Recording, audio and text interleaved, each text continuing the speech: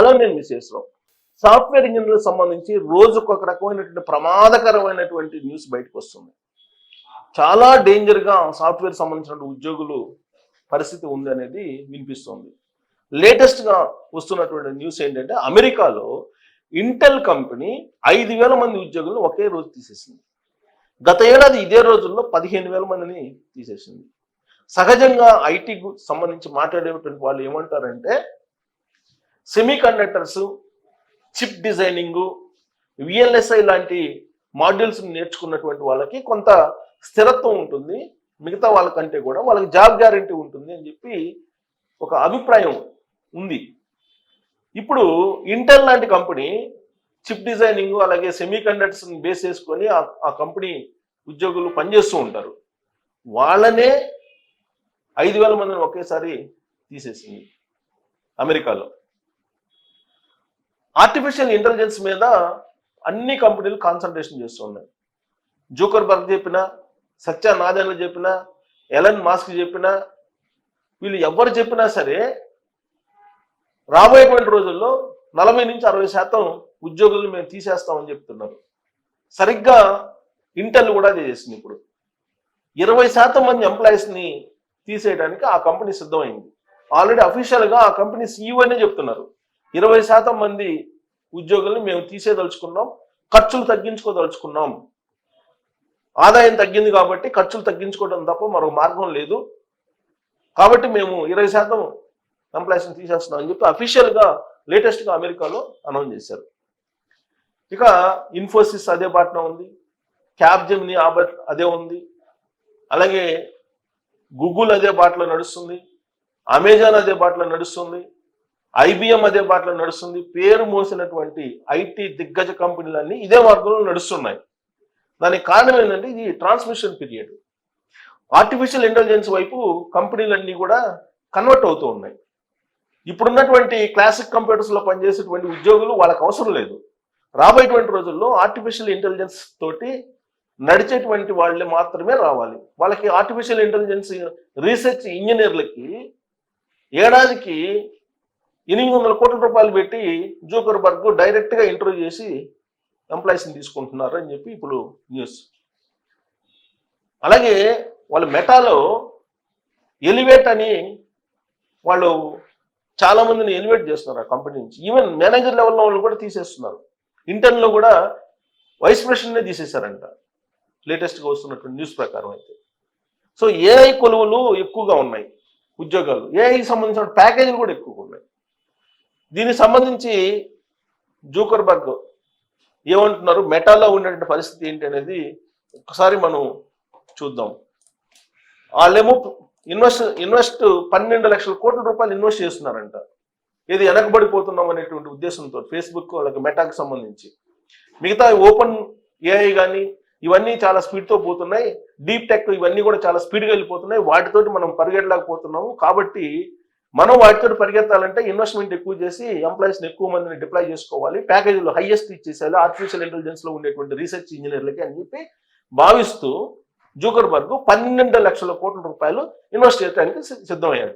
అంటే దీన్ని బట్టి 12 లక్షల కోట్ల రూపాయలు ఇన్వెస్ట్ చేయడానికి సిద్ధమయ్యాడంటే ఎన్ని ఉద్యోగాలు వస్తాయి మీరు ఆలోచించండి. మీరు ఆర్టిఫిషియల్ ఇంటెలిజెన్స్లో ఎక్స్పర్ట్ అయి ఉండాలి, అప్పుడు మాత్రమే మీకు ఉద్యోగాలు వస్తాయి. మిగతా వాళ్ళకి ఉద్యోగాలు పోతూ ఉన్నాయి. దానికి ఉదాహరణ ఇంటెల్ తాజాగా. సో మెటా ఏం చేస్తుంది, ఏఐ సూపర్ క్లస్టర్లను ఏర్పాటు చేస్తుంది. ఇప్పటివరకు మనం డీప్ టెక్ విన్నాం, ఓపెన్ ఏఐ విన్నాం. ఇప్పుడేంటి మెటా ఏమంటుంది, ఇప్పుడు సూపర్ క్లస్టర్లు, ఏఐ సూపర్ క్లస్టర్లు అని ఒక కొత్త మాడ్యూల్ని ఒకదాన్ని పరిచయం చేస్తుంది.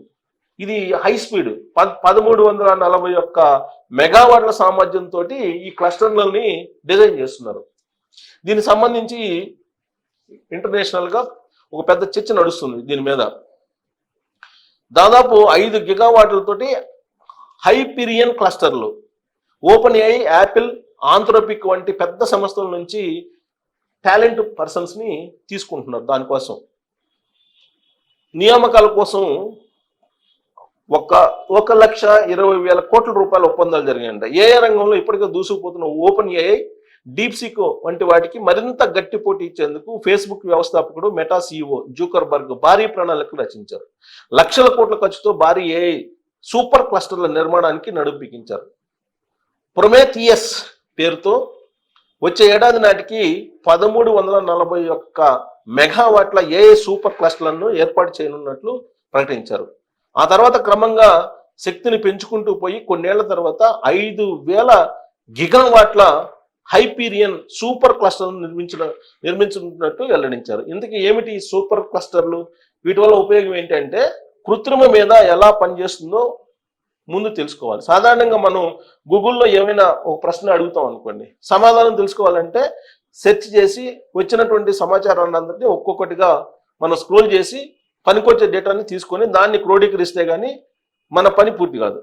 ఇంత పని చాట్‌జీపీటీ కానీ డీప్సెక్ వంటి ఏఐలు కన్ను మూసి తెరిచేంతలో పూర్తి చేస్తున్నటువంటి విషయం మనకు తెలుసు. ఇప్పుడు అవి అంత వేగంగా సమాచారాన్ని సేకరించడం వెనుక అసలు కిటుకు ఈ సూపర్ క్లస్టర్లే. ఇవి నేరుగా సమాచారాన్ని సేకరించడంలో ఉపయోగపడవు, కానీ ఎలా సేకరించాలో ఏఐ మోడల్స్కు రోజులు, వారాలు, నెలల తరబడి శిక్షణ ఇస్తాయి.